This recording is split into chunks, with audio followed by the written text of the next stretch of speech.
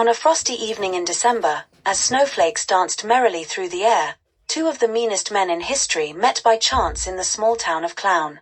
Lord Gumbo, a notorious miser and prankster, was inspecting his domain when he crossed paths with the equally infamous Ebeneezer Scrooge, who was visiting from London on business. The two men exchanged cold stares, each recognizing a kindred spirit in the other. Lord Gumbo, a rotund man with a handlebar mustache and a monocle, spoke first.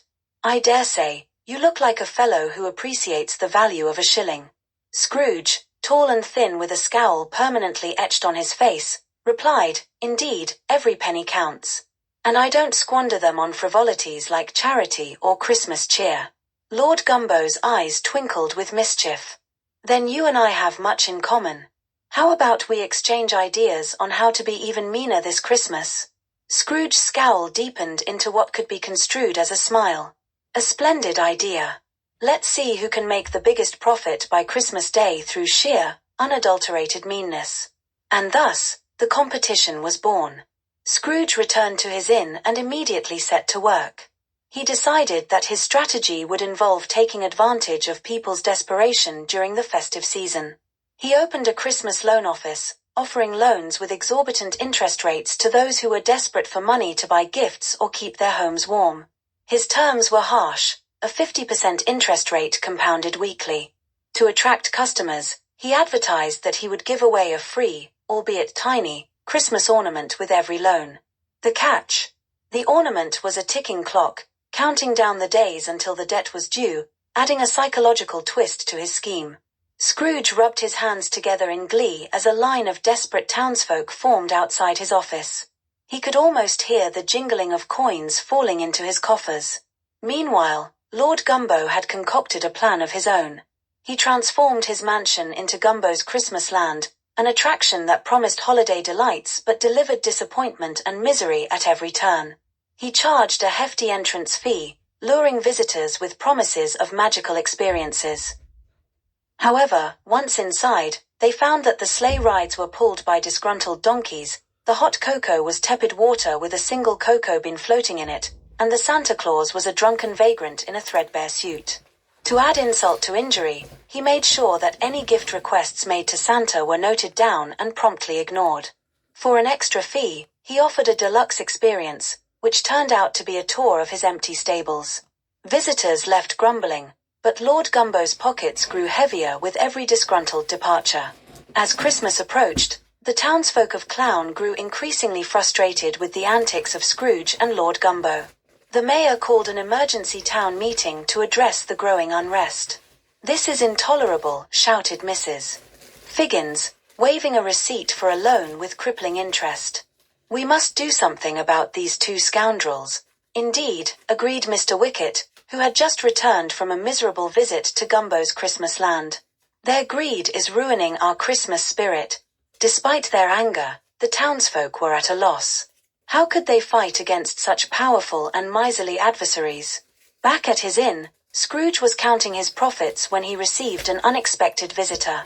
A young girl named Emily stood at his door, clutching a tattered doll. "Please, sir, my mother is sick and we have no money for medicine. Could you help us?" Scrooge, who normally would have dismissed such a plea without a second thought, felt a strange pang in his heart. He scowled and handed her a coin. "There, but don't expect any more." Emily's eyes lit up with gratitude. "Thank you, sir. Merry Christmas." As she skipped away, Scrooge felt an unfamiliar sensation, a tiny flicker of warmth. He shook his head to clear it. "Nonsense," he muttered. "I must focus on the competition." Meanwhile, Lord Gumbo was experiencing his own crisis. As he oversaw the latest batch of disgruntled visitors leaving his Christmas Land, he spotted a family huddled together, sharing a single coat. Despite his best efforts to ignore them, he couldn't shake the image from his mind. Later that night, as he was counting his money, he felt a twinge of guilt. "Bah, humbug," he exclaimed, echoing his rival. But the seed of doubt had been planted. As Christmas Eve approached, the competition between Scrooge and Lord Gumbo reached its peak. Both men were raking in money hand over fist, but their hearts were no longer in it. Scrooge found himself haunted by the memory of Emily's grateful smile. He couldn't help but wonder what it would be like to truly help someone in need, rather than exploit them. Lord Gumbo, on the other hand, was tormented by the sight of the shivering family. He began to question whether his wealth was worth the misery he was causing. That night, both men had a vivid dream. They were visited by the ghosts of Christmas past, present, and future. The ghosts showed them scenes of their lonely childhoods, their present greed, and a future where they died rich but unloved and unremembered. When they awoke, Scrooge and Lord Gumbo were changed men. They decided to call off their competition and do something completely out of character: spread Christmas cheer. On Christmas morning, the townsfolk of Clown woke to find a miracle. Scrooge had forgiven all debts and was handing out gifts to every child in town. Lord Gumbo had transformed his Christmas land into a true winter wonderland, complete with free rides, delicious treats, and a real Santa Claus, who bore a striking resemblance to a sober vagrant. The townsfolk were astonished and overjoyed. Mrs. Figgins hugged Mr. Wicket, who wiped away a tear. Emily and her mother received the medicine they needed, and families reunited in a spirit of true generosity.